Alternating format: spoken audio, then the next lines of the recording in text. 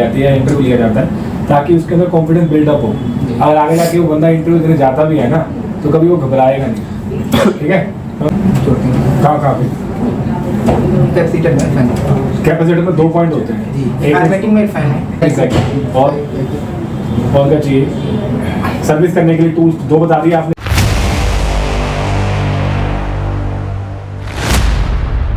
तो guys ABC institute में आज मेरे स्टूडेंट्स हैं यहाँ पर। ये देवेंद्र कुमार, कहाँ से आए हो देवेंद्र कुमार? सर यूपी गोरखपुर से। अच्छा, यूपी गोरखपुर से आए हैं। इन्होंने कोर्स कंप्लीट किया RCW का, जो कि आपका कोर्स जो है वो 2 मंथ का था। ठीक है, तो 2 मंथ के अंदर आपको AC का कोर्स करवाया गया। उसमें AC का 1 मंथ हुआ होगा, और जो दूसरा मंथ था उसमें 15 दिन फ्री, तो 15 दिन वॉशिंग मशीन। अब तुम ये बताओ कि AC के कोर्स में क्या क्या करवाया गया, प्रैक्टिकल के नाम बताओ। सर AC में पहले wiring, window AC wiring, up down और service, assemble disassemble, gas charging, ये सब कुछ हमने किया। फ्रिज में क्या किया? फ्रिज के अंदर फ्रिज में भी वायरिंग किया है, पार्ट चेकिंग किया है। इन्वर्टर फ्रिज किया है, इन्वर्टर AC किया है। चलो, वॉशिंग मशीन में क्या किया? वॉशिंग मशीन के अंदर washing machine semi automatic, full automatic, इसमें असेंबल डिसेंबल, वायरिंग, ये सब कुछ हुआ। चलो ठीक है, बहुत बढ़िया। अब आपको ना वो जो आप टॉपिक बोले हैं ना, उन टॉपिक में से कोई भी रैंडमली एक क्वेश्चन पूछता हूँ, आप मुझे उसका आंसर देना। घबराना नहीं है, फ्री माइंड आपको आंसर देना है। ठीक है, ये आप इन सबको हमारे जो स्टूडेंट जो पास आउट होते हैं उनको इसलिए करवाया जाता है, ये वीडियो बनाई जाती है, इंटरव्यू लिया जाता है, ताकि उसके अंदर कॉन्फिडेंस बिल्डअप हो। अगर आगे जाके वो बंदा इंटरव्यू देने जाता भी है ना, तो कभी वो घबराएगा नहीं। ठीक है, समझ में आ गया? तो आपको घबराना नहीं है। सबसे पहले तो ये है, घबराहट निकाल दो। जब भी जाना है फ्री माइंड जाना है, जितना आता है उसके हिसाब से आपको आते हैं 19-20 मिनट डालना। ठीक है, चलो ठीक है।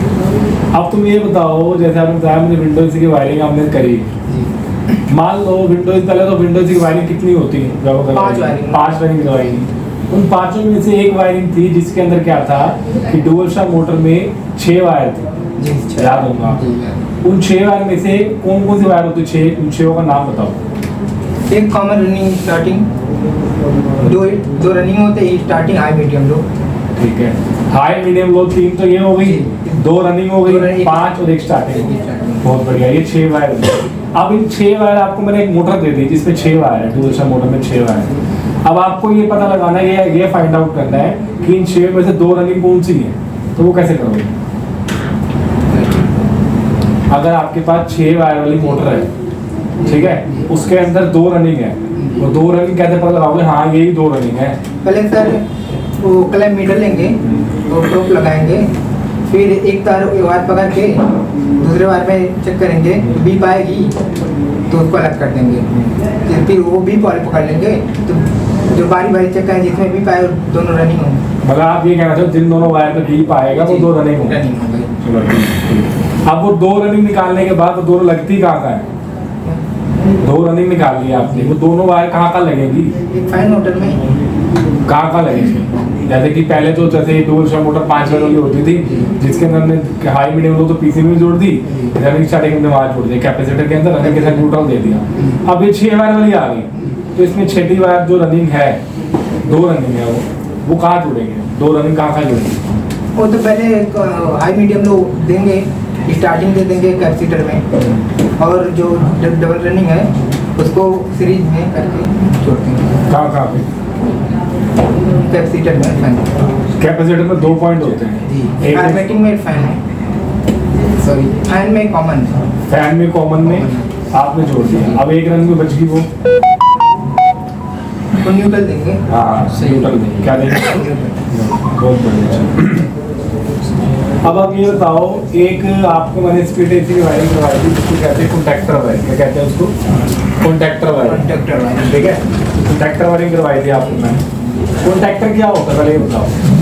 कॉन्टैक्टर सर वो फेज लेता है, फेज देता है, ये कोई फेज लगा, फेज तो उसको लगाया क्यों होगा AC में? क्यों लगाया होगा? उसको कोई ना कोई रोल होगा ना, क्या रोल है उसका? नहीं पता कुछ? भूल गया। अच्छा भूल गया। तो कॉन्ट्रैक्टर का काम ये होता है, सेफ्टी के लिए लगाया होता है, इसके लिए सेफ्टी के लिए, जो कि फैन मोटर और कंप्रेसर और पीसीबी, इन तीनों को सेव करते हैं। चलो ये बताओ, कॉन्ट्रैक्टर कितने प्रकार के होते हैं? कॉन्ट्रैक्टर 3 प्रकार के होते कौन से? हैं। एक जिसमें एक फेस न्यूट्रल, एक फिर उसमें एक होता है जो फेस सीधे जुड़े होता है, और 2 होता है जो फेस और न्यूट्रल, तो दोनों अलग अलग होते हैं। एक तीसरा होता है जो उसमें फेस न्यूट्रल 3 फेज जाते हैं। 3 फेज जाते हैं। ठीक है, आप सिंपल है बोल सकते हो कि एक सिंगल पोल, एक डुअल पोल, एक 3 पोल। समझ में आ गया? चलो ठीक है। और कुछ बताओ, जो यहाँ पे टूल्स रखे हुए हैं, इन टूल्स के बारे में जानते हो? जी सर। चलो ठीक है। अब ये बताओ, इन टूल्स में वो कौन से टूल्स हैं जब हम सर्विस करते हैं किसी एसी की, तब उसकी जरूरत पड़ती है उन टूल्स की? उन टूल्स के नाम बताओ। एक है जेट पंप और कवर, जैकेट सर्विस जैकेट, और क्या चाहिए सर्विस करने के लिए? टूल्स 2 बता दिए आपने, एक जेट पंप और एक सर्विस जैकेट, और इसके अलावा स्क्रू ड्राइवर कहाँ है? आप निकालो जरा स्क्रू ड्राइवर कहाँ है? और बस एम्पियर कौन चेक करेगा? पहले क्लैमीटर से एम्पियर पहले चेक करेंगे। मतलब कुल मिला के आपको 4 टूल्स चाहिए, एक क्लैमीटर, एक स्क्रू ड्राइवर, एक जेट पंप और एक सर्विस जैकेट। ठीक है जी, समझ में आया? चलो अब ये बताओ, फ्रिज की बात करते हैं। फ्रिज के अंदर आपको हमने सिंगल डोर, डबल डोर और इन्वर्टर फ्रिज करवाया, ठीक है? अब ये बताओ कि सिंगल डोर में जो इलेक्ट्रिकल पार्ट्स होते हैं उनके नाम क्या क्या है? सिंगल डोर में सिंगल डोर के पार्ट्स का नाम बताओ। एक होता है थर्मोस्टेट, रिले, OLP, और 3 पार्ट्स बताए हैं, बहुत बढ़िया। और कुछ इसके अलावा?